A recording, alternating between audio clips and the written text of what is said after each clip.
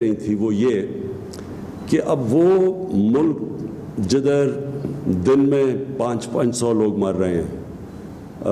اور امریکہ جدھر تقریباً 2000 سے زیادہ دن میں لوگ مر رہے ہیں، وہاں اب جو ڈیبیٹ چل رہی ہے وہ یہ کہ کیا ایک طرف ہم نے کرونا سے بچانے کے لیے لاک ڈاؤن کیا ہوا ہے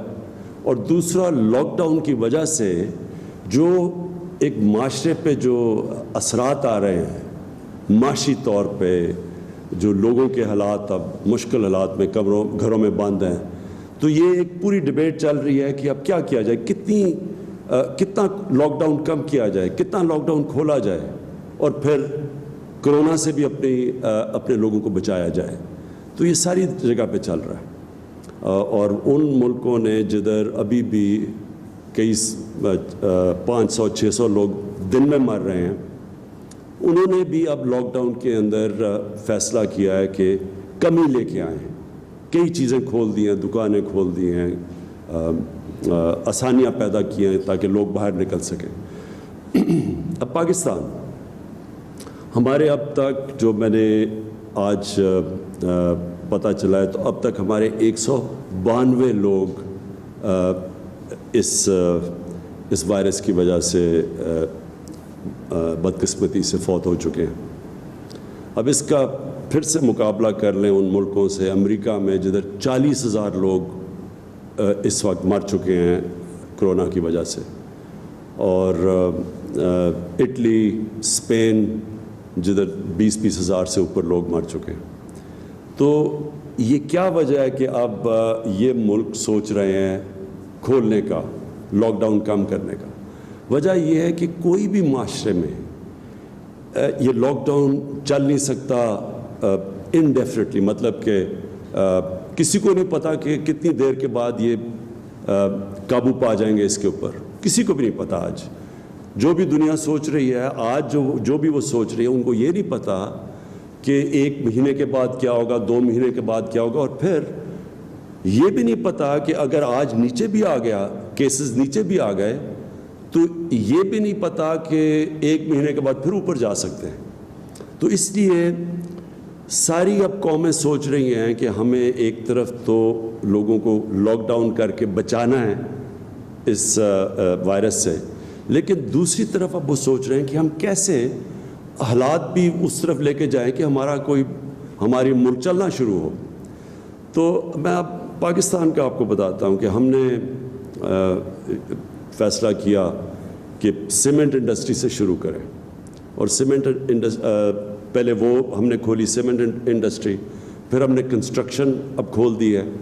اور ہم اب سوچ رہے ہیں کہ آہستہ آہستہ، اور یہاں حماد اظہر بیٹھے ہوئے جو انڈسٹریز کے منسٹر ہیں، اور یہ میں آپ کو بتاؤں کہ ہمارے جو صبح میٹنگ ہوتی ہے اسد عمر کرتے ہیں، یہ جو ہمارا نیشنل سینٹر بن چکا ہے کمانڈ اینڈ آپریشن کا، اس کے اندر سارے صوبوں سے ڈسکس کر کے تو اب ہم اس کو آگے بڑھا رہے ہیں کہ ہم کیسے اپنے ملک کو آگے چلا سکتے ہیں۔ میں پھر سے آپ سب کو بتا دوں کہ باقی مغرب میں، یورپ میں، امریکہ میں ان کو مسئلہ اپنی اکانومی کو ٹھیک کرنے کا، ہمارا مسئلہ یہ ہے کہ ہماری اکانومی جس طرح مشکل میں اب پھنس گئی ہے اور حالات برے ہیں، ہمیں اپنے لوگوں کو غربت سے بچانا ہے، اور غربت اور بھوک سے۔ تو ہمارا چیلنج ان سے زیادہ بڑا ہے، اور اس لیے ہم اپنے ملک کو سامنے رکھتے ہوئے یہ مسلسل آپس میں ڈیبیٹ کر رہے ہیں کہ ہم کیسے اپنے لوگوں کے لیے آسانیاں پیدا کر سکتے ہیں۔ تو اس کے بعد ہمارے اسد عمر بھی آپ سے بات کریں گے جو کہ نیشنل کمانڈ میں سارے صوبوں سے کوآرڈینیشن کر کے چل رہے ہیں۔ حماد آپ کو انڈسٹری کا بتائیں گے، جو ہمارے پاکستانی باہر پھنسے ہوئے ہیں، اور یہ ہم سب کو بڑا تکلیف ہے کہ ہم ان کو جلدی ملک میں نہیں لا سکتے، اس کے لیے معید آپ کو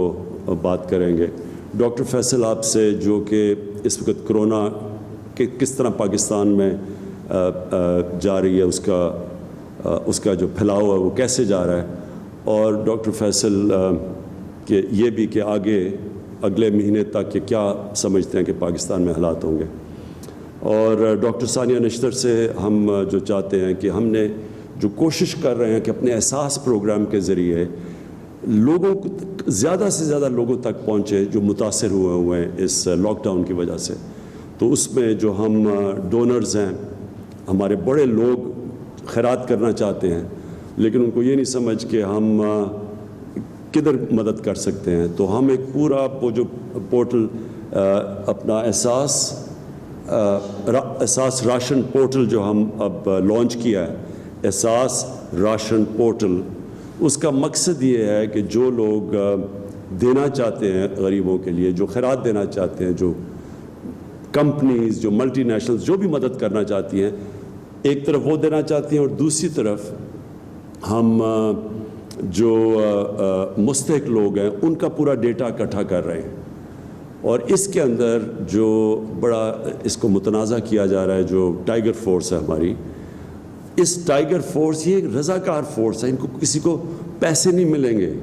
ایک تو مجھے اپنی اپوزیشن پہ کئی دفعہ حیرت ہوتی ہے, وہ ہر جگہ سمجھتے ہیں کہ کوئی پیسہ انوالوڈ ہے. یہ رضاکار فورس ہے, یہ پیسے نہیں, یہ ملک میں جذبہ رکھ کے آئے ہیں یہ لوگ, یہ ہماری مدد کریں گے. یہ جن پر ہم نہیں پہنچ سکتے یہ وہاں جا کے لوکیٹ کریں گے کون سے لوگ ہیں جو مستحق ہیں, اور ان کو بھی پورٹل پہ ڈالیں گے. ان کو کام ہوگا,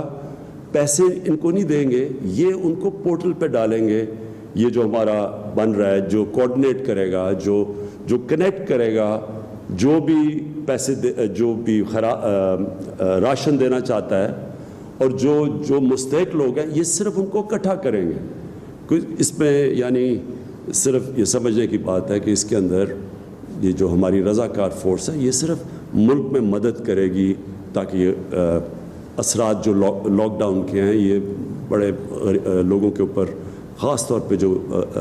ہمارا کمزور طبقہ ہے اس کے بڑے مشکل حالات ہیں, تو ان کی مدد کے لیے.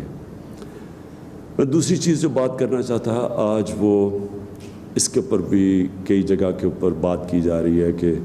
باقی مسلمان دنیا میں مسجدیں بند کر دی ہیں, تو پاکستان میں کیوں نہیں ہم نے مسجدیں بند کی.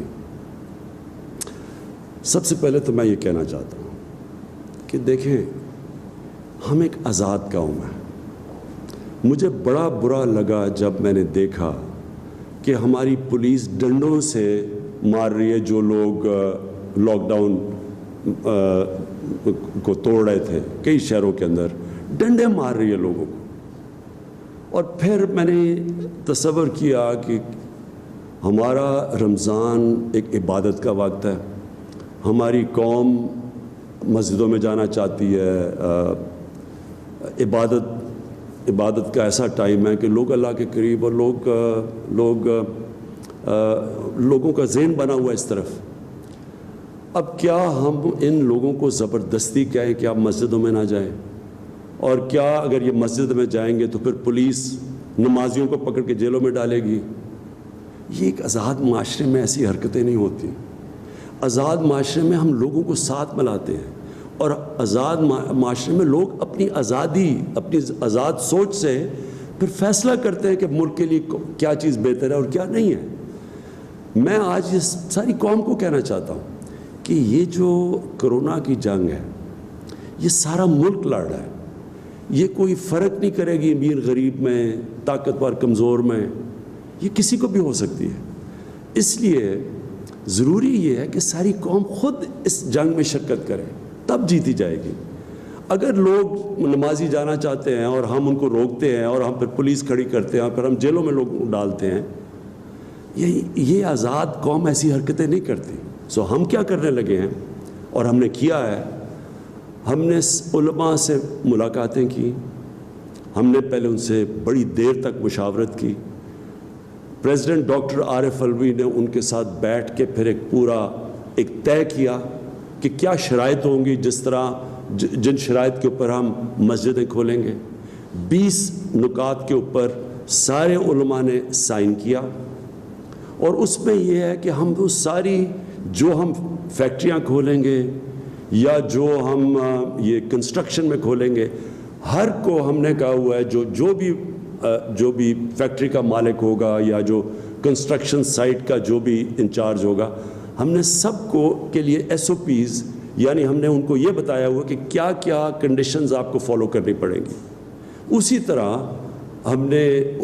اپنے علماء کے ساتھ بیٹھ کے فیصلہ کیا ہے کہ جب بھی اگر لوگ مسجد میں جانا چاہتے ہیں تو یہ ان کو سٹیپس لینے پڑیں گے جو 20 رکعت ہیں. میں تو اپنے سارے جو پاکستانیوں کو کہنا چاہتا ہوں کہ اس رمضان میں کوشش کریں گھر میں بیٹھ کے عبادت کریں. یہ باقی دنیا میں ایسے اور بھی مسلمان ملکوں نے یہ کہا ہوا اپنے لوگوں سے کہ گھر میں بیٹھ کے عبادت کریں. لیکن اگر آپ نے مسجد میں جانا ہے تو یہ اپنے ذہن میں ڈالنا ہے کہ آپ نے ان شرائط کے اوپر پورا عمل کرنا ہے.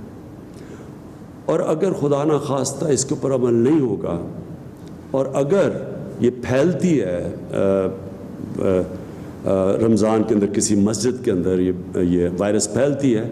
تو ہمارے پاس کوئی اور راستہ نہیں ہوگا کہ پھر ہمیں اپنے یہ فیصلے سے پیچھے ہمیں اور یہ سائن کیا ہوا یہ جو 20 رکعت کے اندر کہ اگر یہ پھیلتی ہے تو پھر ہمیں ایکشن لینا پڑے گا, ہمیں بند کرنی پڑیں گی. اور کوئی نہیں چاہتا کہ مسجدیں ویران ہوں. تو اس لیے میری امید یہ ہے کہ جتنے بھی ہمارے جو بھی مسجدوں میں جائیں گے پوری طرح ان کنڈیشنز کے اوپر پوری طرح عمل کریں گے. اب میں اصل چاہوں گا کہ آپ پلیز اپڈیٹ کریں کہ جو ہم نے اب تک کدھر کیا پریکاشنز لے رہے ہیں یہ کرونا کے اگینسٹ.